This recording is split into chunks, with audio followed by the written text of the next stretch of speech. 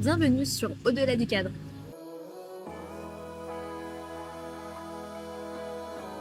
Just another day.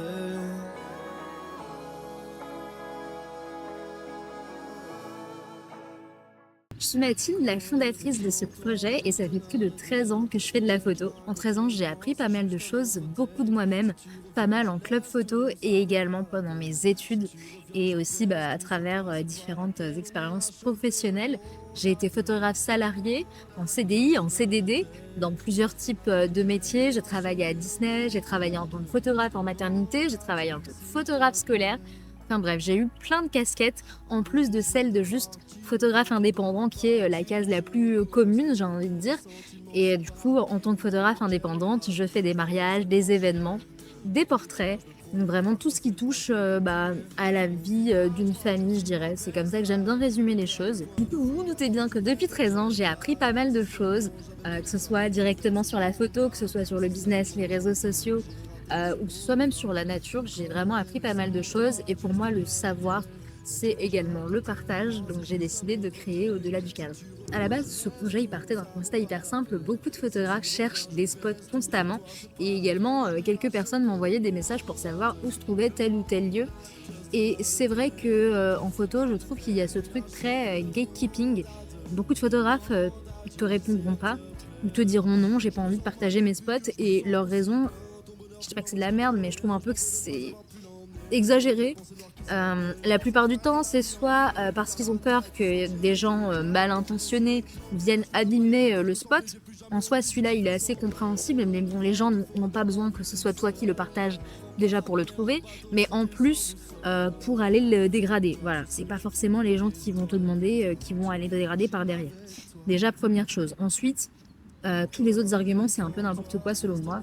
Notamment, j'ai pas envie de donner mes spots. À croire c'est le champ à ton daron, à croire c'est le parc à ton daron. La nature appartient à tout le monde et je dirais même encore plus, si c'est un champ, c'est privé et ce n'est même pas à toi. Donc le choix ne t'appartient pas en fait. Donc bien évidemment, on passe de nombreuses heures à chercher tous les endroits où on va en séance photo et de ce côté-là, je comprends qu'on puisse être un peu réticent à partager. Mais en fait, la plupart du temps, c'est que des raisons futiles comme celle-là ou la dernière. J'ai pas envie que mes concurrents aillent shooter au même endroit que moi, que je trouve totalement ridicule. Déjà, le mot concurrent, enfin, est-ce que vous avez regardé autour de vous combien il y a de coiffeurs, combien il y a de kebabs? Enfin, au bout d'un moment, il y a beaucoup de photographes, mais il y a aussi beaucoup d'habitants. Donc, it's gonna be ok, tout va bien se passer, et au plus de choix, au mieux c'est. Enfin, je sais pas. Bien évidemment qu'au bout d'un moment, le truc peut être saturé, mais je pense qu'on en est loin. Et c'est juste un effet qu'on a sur les réseaux sociaux, alors que les réseaux sociaux, c'est ça de la potentielle clientèle que vous pouvez toucher. Mais ça, on y reviendra dans un prochain épisode, puisque je commence déjà à m'éparpiller. Le projet est donc né de cette envie de partager mes spots. Mais je me suis dit que je pouvais faire encore mieux que ça en fait. Je pouvais vous apprendre comment moi j'ai fait pour trouver en un an tous les spots que j'ai répertoriés dans ma liste. J'en ai plus d'une centaine avec une très grande variété, donc des châteaux, des manoirs, des parcs, du magnolia, du cerisier, de la marguerite, du coquelicot, de la lavande, bref, tout ce que vous voulez. J'ai vraiment un énorme panel. Je pense que tout ce qui est trouvable dans ma région, j'ai au moins un spot pour être honnête. Donc du coup, je suis plutôt contente des résultats que j'ai obtenus avec moi-même. Donc j'ai décidé de partager ça avec plus de monde parce qu'encore une fois, le partage, c'est le savoir et vice-versa. Donc voilà pourquoi à la base ce projet est né. Et bien évidemment, après, j'ai eu envie d'élargir parce qu'en plus de la nature et des spots, il y a peut-être d'autres choses et il y a d'autres choses, je pense, qui pourront aider certaines personnes. Ça dépend bien évidemment de à quel stade vous êtes de votre entreprise.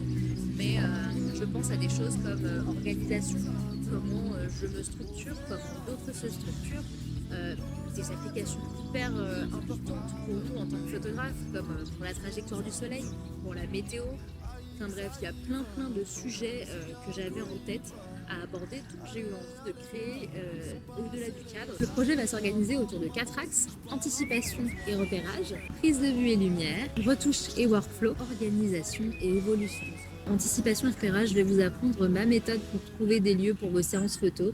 Peu importe que vous soyez à côté de chez moi ou même à l'autre bout de la France, je vais vous emmener en vlog avec moi pour pouvoir découvrir des magnifiques endroits dans le 91 et je vais vous donner tous mes conseils pour connaître, lire la nature et ne plus vous faire avoir en voyant que les arbres sont déjà en fleurs et que vous n'avez même pas organisé de séance photo. Dans prise de vue et lumière, je vais faire des vlogs behind the scene complets, du bonjour jusqu'au au revoir avec le client, que vous puissiez vraiment être une mouche sur le mur et voir tout comment ça se passe de A à Z. Je vous donnerai peut-être quelques techniques et quelques conseils par-ci par-là également. Et je vous partagerai mes meilleures applications, mes meilleurs conseils ou mes observations qui peut-être ne viennent pas forcément en tête quand on commence. Dans Retouche et Workflow, vous allez trouver des vidéos de retouche, des conseils et surtout on va parler organisation, on va parler workflow et pas que workflow de retouche. C'est finalement assez lié avec la dernière catégorie, mais je trouve que le workflow c'est quand même plus quelque chose pour le client que pour nous. On va parler vraiment organisation et évolution, mais là on parle vraiment de nous, de notre organisation, de notre évolution, puis celle de notre société aussi bien évidemment.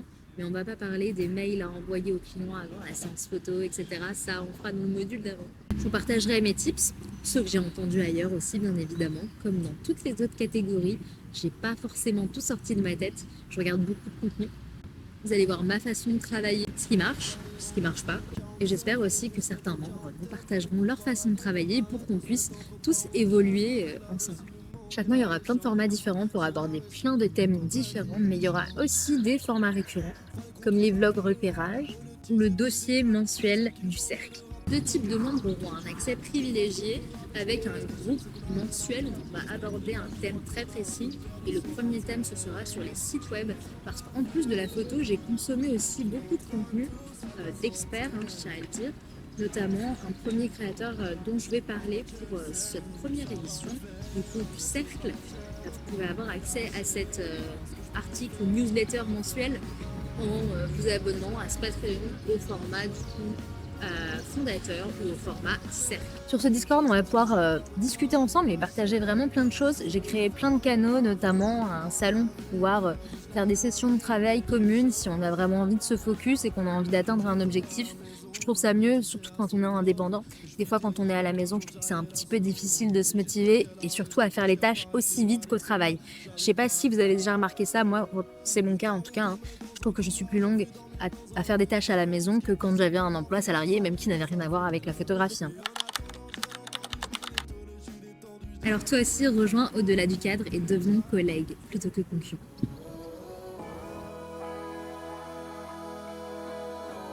Just another day.